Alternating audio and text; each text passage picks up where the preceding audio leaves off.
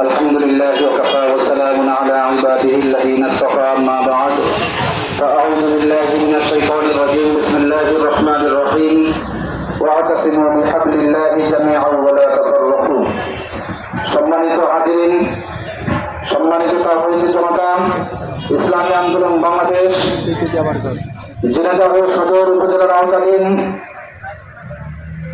গান্না union কর্তৃক আয়োজিত আজকে এই গণসমাবেশে সম্মানিত প্রধান অতিথি, জনতাহের গর্ব, জনতাহের কৃত সন্তান জননেতা জনাব ডাক্তার এস এম মুনতাজুল করিম বিশেষ অতিথি উপস্থিত আছেন। আমাদের মাঝে ইসলামী আন্দোলন বাংলাদেশ ঝিনাইদহ জেলা শাখার সংগ্রামী সেক্রেটারি প্রভাষক মাওলানা শাহাবুদ্দিন হোসেন সহ জেলা থানা ইউনিয়ন দায়িত্বশীল বৃন্দ, সামনে উপস্থিত ইসলামী আন্দোলনের কর্মী সমর্থক মুহিদ্দিন ভাইরা, আমরা জানি আজকে আমরা এখানে কেন উপস্থিত হয়েছি। আমরা দীর্ঘদিন এই বাংলাদেশে আজকে ৫৫ বছর বাংলাদেশ স্বাধীন হওয়ার পর থেকে আজকে আমরা বহুত বাংলাদেশ দেখেছি, কিন্তু শান্তির বাংলাদেশ এখনো আমরা দেখতে পাই না, ঠিক কিনা?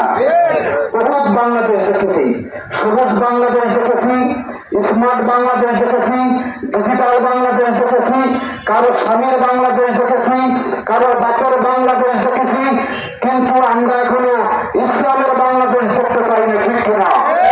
এজন্য আগামীতে আমরা আর সবুজ বাংলাদেশ দেখতে চাই না, আর স্মার্ট বাংলাদেশ দেখতে চাই না, আর সোনার বাংলা দেখতে চাই না, আগামীর বাংলা দেখতে চাই, ইসলামের বাংলাদেশ দেখতে না।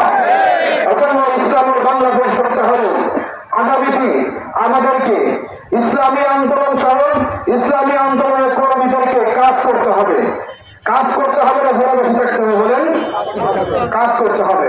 এজন্য আপনারা দেখেছেন ৫ আগস্ট স্বৈর শাসকের পতনের পর থেকে এই পর্যন্ত আবারও নতুন করে স্বৈর শাসক নতুন করে কোন এক ভিন্ন রূপ নিয়ে মানুষ স্বৈর শাসকের ভূমিকায় অবতীর্ণ হচ্ছে। এজন্য আমরা বলতে চাই, স্পষ্ট ভাষায় বলতে চাই, ইসলামী আন্দোলনের পক্ষ থেকে বাংলাদেশে আর কোন চাঁদাবাজদের বাংলাদেশে ঠাঁই দেওয়া হবে না, আর কোন দুর্নীতিবাজদের বাংলাদেশে ঠাঁই দেওয়া হবে না, আর কোন সন্ত্রাসীদেরকে এই বাংলাদেশে ঠাঁই দেওয়া হবে না। এজন্য আপনাদেরকে অবশ্য আহ্বান জানাবো, আসুন আপনারা বিভিন্ন কায়দায় বিভিন্ন দলে বিভক্ত আছেন, ইসলামী আন্দোলনের পতাকা তলে এসে সকলকে ইসলামী আন্দোলনের হাতকে শক্তিশালী করে আগামী দিন ইনশাল্লাহ ইসলামী আন্দোলন ইসলামকে রাষ্ট্র পর্যায়ে ক্ষমতা নেওয়ার জন্য ইসলামী আন্দোলনের বিকল্প নেই, ঠিক না?